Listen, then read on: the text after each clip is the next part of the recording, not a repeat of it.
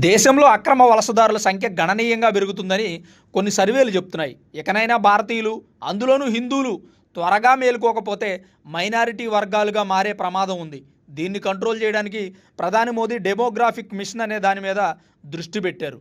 Already Bihar, పశ్చిమ బెంగాల్, అస్సాం, రాజస్థాన్, ఒరిస్సా లాంటి రాష్ట్రాల్లో హిందూ మెజారిటీ ఉన్న జిల్లాలు మైనారిటీ జిల్లాలుగా మారిపోయాయి. దానికి కారణం అక్రమ వలసదారులు, మత మార్పిడి, పరమత జననాల సంఖ్య పెరగడం. ఇది కంట్రోల్ అవ్వాలంటే ముందుగా అక్రమ వలసదారులని కంట్రోల్ చేయాలి.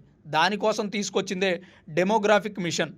కేంద్ర ప్రభుత్వం చేపట్టిన ఈ మిషన్ ద్వారా భారతదేశంలోని కొన్ని రాష్ట్రాల్లో అక్రమంగా ప్రవేశించినటువంటి రోహింగ్యాస్ని వెతికి మరీ పంపించడం, మత మార్పిడులకు పాల్పడే వారిని కంట్రోల్ చేయడం, ఇలాంటి కార్యక్రమాలని దీనిలో చేస్తారు. దీనికోసం ముఖ్యంగా ఆయా రాష్ట్ర ముఖ్యమంత్రులు సహకరించాల్సిన అవసరం ఎంతైనా ఉంది. లేదంటే టర్కీ, ఈజిప్ట్, సిరియా, ఇరాన్ దేశాల్లాగా భారతదేశం కూడా త్వరలో మారిపోతుంది. బంగ్లాదేశ్, పాకిస్తాన్ రోహింగ్యాస్ వలసవాదం వలన హిందుస్థాన్లో హిందువులే మైనారిటీ వర్గాలుగా మారిపోయే ప్రమాదం కూడా ఉంది.